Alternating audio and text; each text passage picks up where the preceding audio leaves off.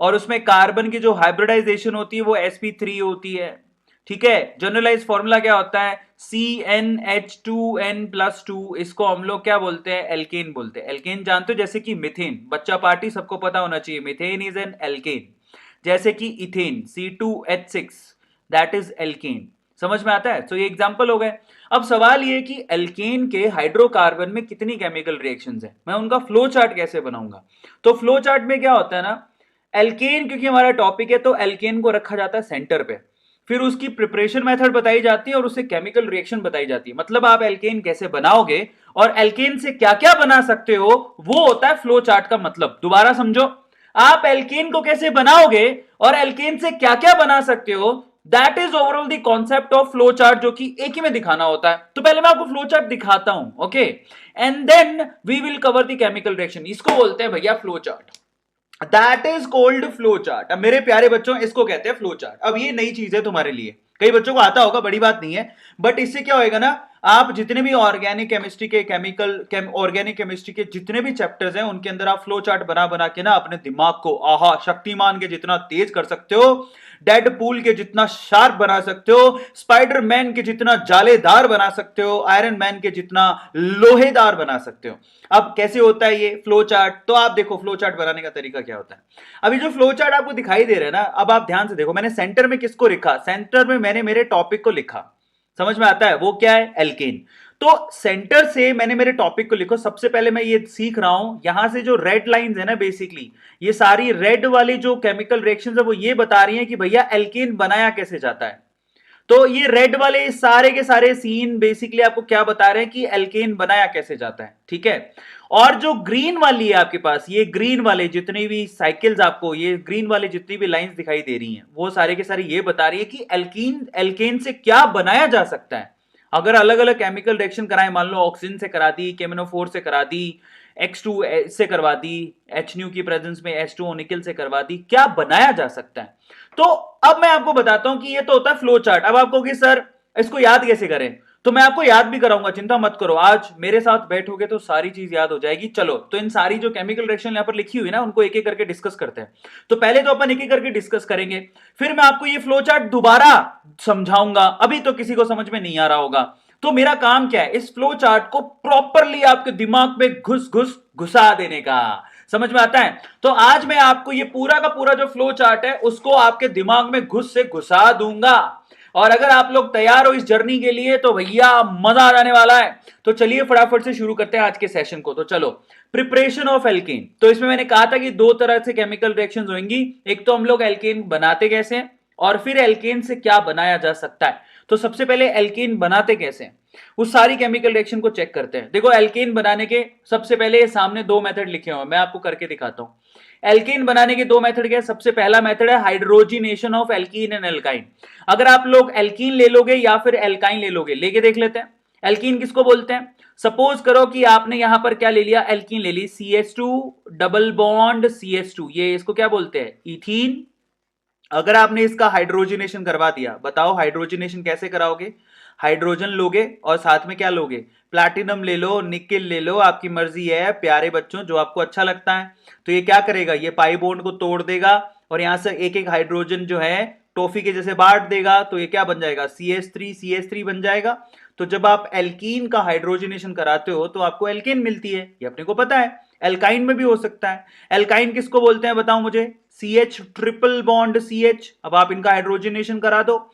अगर मैंने इसका हाइड्रोजनेशन करा डाला, सपोज इसका हाइड्रोजनेशन करा डाला अगेन प्लेटिनम की प्रेजेंस में, तो ये क्या करेगा, दोनों पाई बॉन्ड तोड़ देगा, दोनों। और यहां पर आपको क्या बन जाएगी, CH3 सिंगल बॉन्ड CH3, यानी कि एल्केन बन जाएगी। आया सबको समझ में? अब इसको फ्लो चार्ट के फॉर्म में अब थोड़ी देर पहले थोड़ी देर बाद में बनाएंगे वापस से, समझ में आ गया। अब दूसरा वाला क्या मेथड है, रिडक्शन ऑफ एल्काइल हैलाइड। आप कोई एल्काइल हैलाइड ले लो, जैसे कि मान लो मैंने ले लिया एल्काइल हैलाइड का मतलब क्या हो गया, मिथाइल क्लोराइड ले लिया सपोज, इसको एल्काइल हैलाइड कहते हैं। अगर आप इसका रिडक्शन करा दो, रिडक्शन होता है जिंक की प्रेजेंस में आप करवा सकते हो। रिडक्शन का मतलब क्या होता है, आपको इसको हाइड्रोजन देना है। तो बेसिकली जिंक क्या करेगा, यहां से क्लोरीन को यहां से उठा लेगा, समझ में आ गया, जिंक क्लोराइड बनाएगा और उसको हाइड्रोजन पकड़ा देगा, तो ये CH4 बन जाएगा। तो इसको हम लोग क्या बोलते हैं, रिडक्शन। रिडक्शन का मतलब क्या होता है, एडिशन ऑफ हाइड्रोजन। तो इस तरह से हाइड्रोजन का एडिशन करवाना, और वो भी किसकी प्रेजेंस में होएगा, जिंक मेटल की प्रेजेंस में होएगा। तो मैं आपको प्रूव करके दिखा देता हूं, ये देखो जरा ध्यान से देखो, आपने यहां पर एल्कीन ली, हाइड्रोजनेशन कराया, प्लेटिनम पैलेडियम निकिल किसी से भी कराओ, आपको यहां पर एल्केन मिल जाएगा। एल्काइन लोगे, हाइड्रोजनेशन कराओगे, प्लेटिनम पैलेडियम निकिल में आपको एल्केन मिल जाएगा। जिंक की प्रेजेंस में जो आप यहां पर HCl, जिंक और HCl दोनों होते हैं, ध्यान रखना, एक एसिड से आपको H+ मिलेगा, समझ में आता है। तो आप HCl यानी एसिड यूज कर सकते हो, वहां से आपको क्या मिल जाएगा, यहां से आपको एल्काइल हैलाइड से एल्केन मिल जाएगी, बन गया। अगले मेथड कौन से, अगला मेथड बड़ा फेमस मेथड है जिसको बोलते हैं वुड्स रिएक्शन। वुड्स रिएक्शन से आप बताओ कि एल्काइल हैलाइड से एल्केन कैसे बनाओगे। तो मैं आपको बताता हूं, इसके लिए आपको क्या है, Wurtz reaction of alkyl halide. इसके लिए पहले आपको एल्काइल हैलाइड चाहिए। सपोज करो कि मैंने मिथाइल क्लोराइड ले लिया, क्या ले लिया मेरे प्यारे बच्चों, मिथाइल क्लोराइड। अब मिथाइल की क्लोराइड की मुझे 2 यूनिट लेनी पड़ेगी, तो मैंने 2 यूनिट इस तरह से लिख दी, समझ में आ गया। अब इसका रिएक्शन मैंने किससे करवाया, सोडियम से करवाया। तो सोडियम भी मुझे 2 लेने पड़ेंगे, क्योंकि मुझे पता है कि सोडियम जो है क्लोरीन से बहुत प्यार करता है। तो अगर यहां पर सोडियम क्लोरीन से बहुत प्यार करता है तो यहां पर NaCl की 2 यूनिट बाहर निकलेंगी। तो ये 2 यूनिट जो है NaCl की निकल चुकी हैं बाहर। अब आपके पास क्या बन रहा है, यहां पर CH3 यानी कि एल्केन बन गया। तो इसका मतलब वुड्स रिएक्शन से आप एल्केन बना सकते हो, वेरी इंटरेस्टिंग। अगला रिएक्शन है डीकार्बोक्सिलेशन ऑफ कार्बोक्सिलिक सॉल्ट। अगर आपने कार्बोक्सिलिक सॉल्ट लिया, अगर आप लोगों ने कार्बोक्सिलिक सॉल्ट लिया और उसका डीकार्बोक्सिलेशन करवाया, तो इन दैट केस आप लोग क्या बना सकते हो, एल्केन बना सकते हो। सबसे पहले तो कार्बोक्सिलिक एसिड ले लो कोई, मान लो मैं ले लेता हूं एसिटिक एसिड का सोल्ट, CH3COONA, ठीक है, ये ले लिया, सोडियम एसिटेट ले लिया। अब इसका रिएक्शन आपको किससे करवाना होता है, इसका रिएक्शन आपको NaOH से करवाना होता है। NaOH मतलब सोडियम हाइड्रोक्साइड, लेकिन साथ में आपको कैल्शियम ऑक्साइड भी रखना होता है। इसी कॉम्बो से आपका डीकार्बोक्सिलेशन होता है। डीकार्बोक्सिलेशन का मतलब क्या होता है, वहां से आपको CO2 की पूरी यूनिट बाहर निकालनी है। तो यहां से क्या होगा, ये पूरा का पूरा जो यूनिट है ना, COONA और यहां पर Na, ये ONA, ये सारा का सारा यूनिट मिला के क्या बनाता है, यहां पर Na2CO3 बाहर निकलता है, सोडियम कार्बोनेट यहां से बाहर निकल जाता है। अब जब बाहर निकल गया तो ये जो हाइड्रोजन बच रहा है वो किसको गिफ्ट में मिल जाता है, CH3 को गिफ्ट में मिल जाता है। तो यहां से क्या बन गया, CH4। तो इस तरह से आप लोग एल्केन बना सकते हो। Are you getting my point. तो इस तरह से प्रिपेयर किया जाता है। Is this clear to all of you, सबको समझ में आया। तो ये तरीका होता है। अब यहां से मैं आपको क्या है ना, हो सकता है कि मान लो कि कोई बच्चे नए हैं जो जिन्होंने हाइड्रोकार्बन पहले नहीं पढ़ा, तो देखो कहीं ना कहीं से तो इंसान को शुरुआत करनी होती है। तो आप शुरुआत करो, एक एक चीज को ऑब्जर्व करो, ध्यान से देखो कि क्या पढ़ाया जा रहा है। फिर उसके बाद धीरे धीरे करके आपको ये चीजें, जब पहली बार पढ़ोगे तो मान लो थोड़ा कम समझ में आया, लेकिन दूसरी बार जब इसको डिटेल में पढ़ोगे तो सारा समझ में आएगा, फिर फ्लो चार्ट भी बना पाओगे। ठीक है, अब हम और आगे चलते हैं। ये वुड्स रिएक्शन और आपके पास डीकार्बोक्सिलेशन रिएक्शन है। वुड्स रिएक्शन में आपको क्या लेना पड़ता है, यहां पर आपको एल्काइल हैलाइड लेना होता है और उसको सोडियम से रिएक्शन कराना होता है। मेन चीज ये है कि यहां पर ड्राई ईथर की प्रेजेंस भी रखनी होती है, और यहां पर NaOH और CO से रिएक्शन कराना होता है, और साथ में हीट भी चाहिए होता है। अब देखो अगला जो मेथड है वो है Kolbe's method from salt of COOH। तो आपको क्या करना है, कोलबेज मेथड में आपको अगेन यहां पर क्या लेना है, सोडियम एसिटेट ले लिया मान लो, ठीक है। उस सोडियम एसिटेट का आपको क्या करवाना है मेरे प्यारे बच्चों, सोडियम एसिटेट का आपको इलेक्ट्रोलाइसिस करवाना है। कोलबेज मेथड में आपको इलेक्ट्रोलाइसिस करवाना होता है। क्या करवाना होता है, इलेक्ट्रोलाइसिस। इलेक्ट्रोलाइसिस में यहां पर पानी भी इस्तेमाल किया जाता है, पानी भी होता है, लेकिन इलेक्ट्रोलाइसिस में इलेक्ट्रिसिटी भी इस्तेमाल होती है। तो इन दैट केस आपको क्या करना है, कुछ नहीं, आपको एक कंटेनर लेना है, उसमें आपको 2 इलेक्ट्रोड लगाने हैं, और उन इलेक्ट्रोड को बेसिकली बैटरी के पॉजिटिव और नेगेटिव टर्मिनल से जोड़ देने। ये पॉजिटिव और ये नेगेटिव है, और इसके अंदर आपको क्या करना है, कार्बोक्सिलिक एसिड का सोल्ट पानी के साथ भर देना है। आ रहा है समझ में। तो इन दैट केस क्या क्या बनेगा मैं आपको समझाता हूं। ओवरऑल यहां पर इसकी 2 यूनिट आपको लेनी है।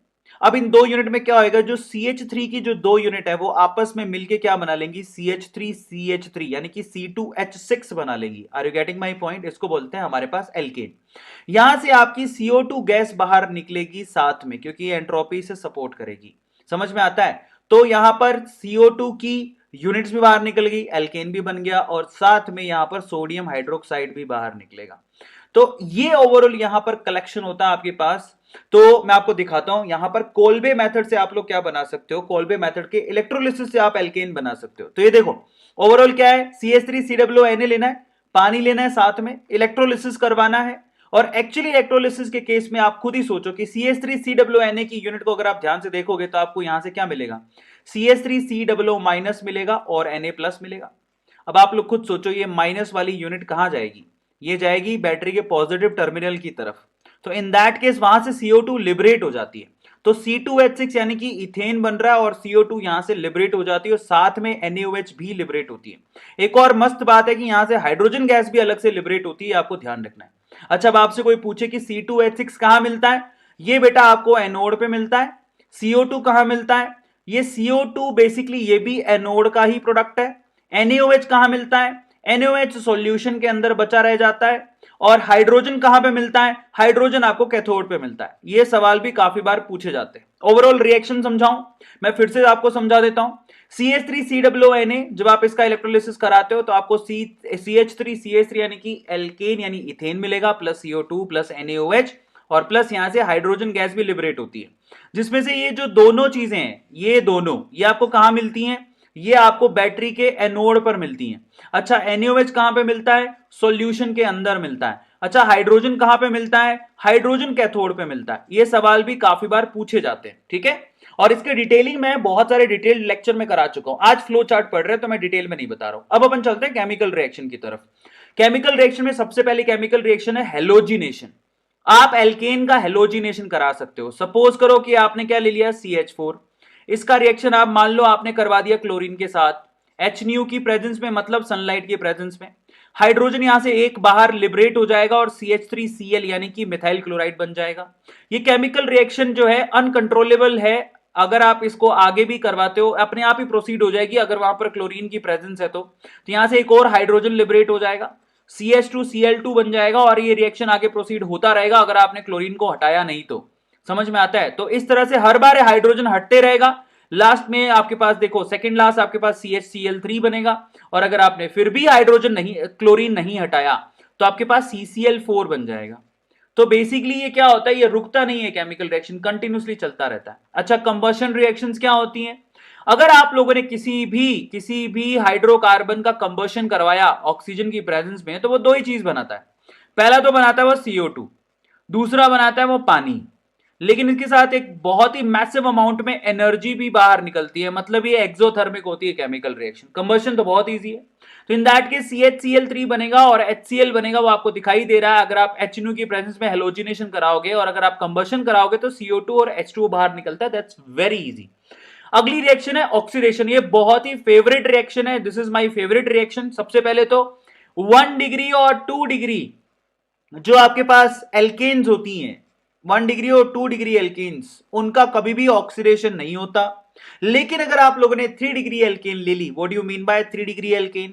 तो यहां पर मान लो एक कार्बन है, उसके पास एक हाइड्रोजन है, लेकिन वो ऊपर नीचे दाएं वो कार्बन चैन से जुड़ा हुआ है। यहां पर भी R, यहां पर भी R, यहां पर भी R, इसका मतलब 3 डिग्री।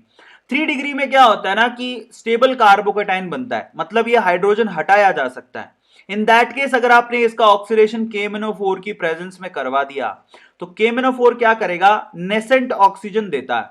ये नेसेंट ऑक्सीजन घुस जाती है यहां पे बॉन्ड बनाने में, और यहां से क्या मिलता है आपको, ये कार्बन है जो तीन तरफ से, तो कहां से, कार्बन चैन से बेसिकली घिरा हुआ है, एक स्टेबल कार्बोकेटाइन बना रहा है। और यहां पर H की जगह पे क्या आ जाता है, OH, यानी कि एल्कोहल मिलता है। Now this is very very very very very important, alcohol यहां से फॉर्म होता है। अब आते हैं आइसोमराइजेशन से। ये दोनों रिएक्शन मेरी फेवरेट है। आइसोमराइजेशन का क्या मतलब है? सपोज करो कि आपके पास एक लंबी सी कार्बन चेन है, हाइड्रोकार्बन चेन है। ये देखो कितने कार्बन है, 1 2 3 4 5 6, तो ये हो गया C6H14, ठीक है। और ये स्ट्रेट 6 कार्बन की चेन है। अब यहां पर अगर आप इसका आइसोमराइजेशन करवाना चाहते हैं तो आपको एनहाइड्रस AlCl3 की यूज करना पड़ेगा, एनहाइड्रस AlCl3, और साथ में HCl लेना पड़ेगा। ये कॉम्बो क्या करता है, यहां पे ब्रांचिंग कर देता है। 6 की जगह 5 ही कार्बन रह जाएंगे, 1 2 3 4, कितने हो गए, 1 2 3 4 और 5, ठीक है। और आइसोमराइजेशन का मतलब यहां पर आप देखो, वहां पर वो स्ट्रेट चेन थी, यहां पर ब्रांचिंग हो गई। समझ रहे हो? इसको क्या बोलते हैं, आइसोमर्स कहते हैं ना। हालांकि कार्बन और हाइड्रोजन उतने ही हैं, लेकिन यहां पर आइसोमराइजेशन हो गया। और किसकी प्रेजेंस में हुआ, AlCl3 और HCl की प्रेजेंस में। मैं आपको दिखा देता हूं, अगर आप लोगों ने 3 डिग्री यहां पर 3 डिग्री यहां पर एल्केन लिया तो KMnO4 की प्रेजेंस में वो क्या बना देगा, 3 डिग्री एल्कोहल बना देगा। ये देखो यहां पर CH3 है, यहां पर भी CH3 है, यहां पर भी CH3 है और यहां पर लग जाएगा OH। मतलब 3 डिग्री में KMnO4 रिएक्ट करता है और अल्कोहल बना देता है। और अगर आप आइसोमराइजेशन देखना चाहते हो, स्ट्रेट लाइन को आप किस में कन्वर्ट कर सकते हो, यहां पर आइसोमर्स बना सकते हो। मतलब यहां पर ये चेन्स बेसिकली हुक निकल निकल के कहां पे जुड़ सकते हैं, अलग से ब्रांचिंग करवा सकते हो आप AlCl3 और HCl की प्रेजेंस में। ठीक है, अब हम चलते हैं आगे। एरोमेटाइजेशन, ये बहुत इंटरेस्टिंग है। एरोमेटाइजेशन कैसे होता है, एरोमेटाइजेशन में मान लो कि आपके पास है ना 6, ये C6H14 है। C6H14 को क्या बोलते हैं, एन हेक्सेन कहते हैं। ठीक है, अब एरोमेटाइजेशन अगर आप कराना चाहते हो, मतलब एरोमेटिक रिंग बनाना चाहते हो, तो 6 कार्बन से आप बताओ कि कौन सी एरोमेटिक रिंग बनेगी, बेंजीन। अगर आप बनाना चाहते हो, इन दैट केस आप लोगों को क्या लेना पड़ेगा, Cr2O3, जिसको क्रोमियम डाइक्रोमियम ट्राइऑक्साइड कहते हैं, या फिर आप V2O5 भी ले सकते हो, मोलिब्डेनम का ऑक्साइड भी ले सकते हो, आपकी मर्जी है। तो यहां से आपको क्या दे देगा, ये C6H6 बना के दे देगा, मतलब ये बेंजीन बना के दे देगा। आप हेक्सेन से शुरू हुए थे, आप कहां से शुरू हुए थे, हेक्सेन से, क्या बना के दे दिया इसने, बेंजीन बना के दे दिया। समझ में आ गया, ये कॉम्बो बड़ा खतरनाक होता है। मतलब ये कॉम्बो, मतलब आप वेनेडियम का ऑक्साइड भी यूज कर सकते हो, क्रोमियम का ऑक्साइड भी यूज कर सकते हो। रिएक्शन विद स्टीम, अगर आप लोग मान लो कि आपने यहां पर मीथेन ले लिया, समझ में आ गया, और उसका रिएक्शन आपने स्टीम के साथ करवा दिया। स्टीम मतलब पानी तो होता है, अच्छा खासा टेम्परेचर होता है, समझ में आ गया। इन दैट केस वो आपको वाटर गैस बना के देगा, CO+H2। That's very easy, this is water gas. समझ में आ गया। तो केमिकल रिएक्शंस को दोबारा दिखा देता हूं। ये आपके पास केमिकल रिएक्शन है, जरा आप ध्यान से चेक करो। एरोमेटाइजेशन में आपको मान लो कि 6 कार्बन और 14 हाइड्रोजन के साथ हेक्सेन लिया, आपने यहां पर क्रोमियम का ऑक्साइड या फिर वेनेडियम का ऑक्साइड या फिर मोलिब्डेनम का ऑक्साइड लिया, 10 से 20 ATM का प्रेशर लिया, 773 केल्विन का टेम्परेचर लिया, तो आपको बेंजीन बना के दे देगा। निकेल की प्रेजेंस में अगर आप यहां पर क्या करवा रहे हो, यहां पर H2O से रिएक्शन करा रहे हो, तो आपको ये क्या बना के दे रहा है, बेसिकली वाटर गैस बना के दे रहा है, CO+H2। This is called water gas. ये हाइड्रोजन आगे चला गया, मैं माफी मांगता हूं। तो ये ओवरऑल रिएक्शन है। अब आते हैं पायरोलिसिस। पायरोलिसिस में क्या होता है, अगर आप लोगों ने पेट्रोलियम पढ़ा हो, मुकेश अंबानी वो क्या करता है, वो बड़ी बड़ी जो हाइड्रोकार्बन चेन्स होती हैं, बहुत बड़ी बड़ी हाइड्रोकार्बन चेन्स, ठीक है। अब ये इतनी बड़ी बड़ी हाइड्रोकार्बन चेन्स है, अगर आप यहां पर है ना फुल टेम्परेचर दोगे, फुल टेम्परेचर मतलब 773 टेम्परेचर पर ये हाइड्रोकार्बन चेन्स टूट जाती है, छोटी छोटी हाइड्रोकार्बन चेन्स में टूट जाएंगी, या वो एल्केन बनाएंगी या वो एल्कीन बनाएंगी, मे भी हो सकता है वो एल्काइन भी बना लें। आ गया समझ में। तो इसको पायरोलिसिस कहते हैं। मतलब समझो, ये C6H14 6 कार्बन का जो आपके पास हेक्सेन है, 773 में आपको C6H12 यानी कि एल्कीन बना के दे सकता है। ये यहां पर छोटे छोटे एल्कीन्स भी बना सकता है, C4H8 C2H6, समझ रहे हो, ये एल्केन है ये एल्काइन है, C4H8 C3H6 बना के दे सकता है, ये भी एल्काइन है, C2H4 बना के दे सकता है, CH4 भी बना के दे सकता है। मतलब बेसिकली वो 6 कार्बन को आप तोड़ देते हो, बड़ी बड़ी कार्बन चेन को तोड़ना, जिससे आप एल्केन एल्कीन एल्काइन कुछ भी बना सकते हो, उसको पायरोलिसिस कहते हैं। पेट्रोलियम समझते हो, समंदर से जो कच्चा तेल निकाला जाता है, उस कच्चे तेल को पेट्रोल में बदला जाता है, अलग अलग डीजल में बदला जाता है और ईंधन में बदला जाता है, तो ये सब पायरोलिसिस कहलाता है ना। अब हम चलते हैं आगे। सो फाइनली आपको समझ में आया। तो अब मैं आपको दिखाता हूं, देखो। तो पहले जो आपने फ्लो चार्ट पढ़ा था, अब सारी केमिकल रिएक्शन तो आपने पढ़ ली मेरे साथ, तो मैं आपको बताता हूं कि बेसिकली ये केमिकल रिएक्शन, ठीक है, ये केमिकल रिएक्शन परफॉर्म कैसे होती है। तो फ्लो चार्ट कैसे बनता है, फ्लो चार्ट में सबसे पहले यू नीड एल्केन, ये आपका सेंटर पॉइंट है। अच्छा, अब एल्केन बनाई कैसे जाती है, सबसे पहले एल्केन बनाते हो आप लोग एल्कीन और एल्काइन के हाइड्रोजनेशन से। आ गया समझ में, मैं आपको फ्लो चार्ट बनाना सिखा रहा हूं, जितनी केमिकल रिएक्शन है सब पढ़ा के दिखा दिया मैंने आपको। अच्छा, उसके बाद आप किससे बना सकते हो, वुड्स रिएक्शन से। वुड्स रिएक्शन से आप और सोडियम और ड्राई ईथर की प्रेजेंस में एल्केन बना सकते हो। और किससे बना सकते हो आप, यहां पर अगर आप आरएक्स का क्या करा दो, हाइड्रोजिनेशन रिडक्शन करा दो जिंक की प्रेजेंस में, तो भी आप एल्केन बना सकते हो। अभी आप पढ़ के आए थे, मैंने आपको पढ़ाया था। अगर आप डी कार्बोक्सिलेशन करवा दो आपको क्या लेना है, आपको यहां पर कार्बोक्सिलिक एसिड का सोल्ट लेना है, उसकी रिएक्शन आपको करानी है NaOH और COO से, इस कॉम्बो से, तो आपको क्या मिलेगा, एल्केन। आप कोलबे से भी करा सकते हो, आप RCOOH का सोल्ट ले लो, RCOONA, तो इन दैट केस RCOONA है बेसिकली, वो आगे कन्वर्ट हो जाता है, that's not a big deal. तो आपको कार्बोक्सिलिक एसिड का सोल्ट लेना है, कोलबेज इलेक्ट्रोलिसिस करवाना है, आपके पास एल्केन तैयार हो गया।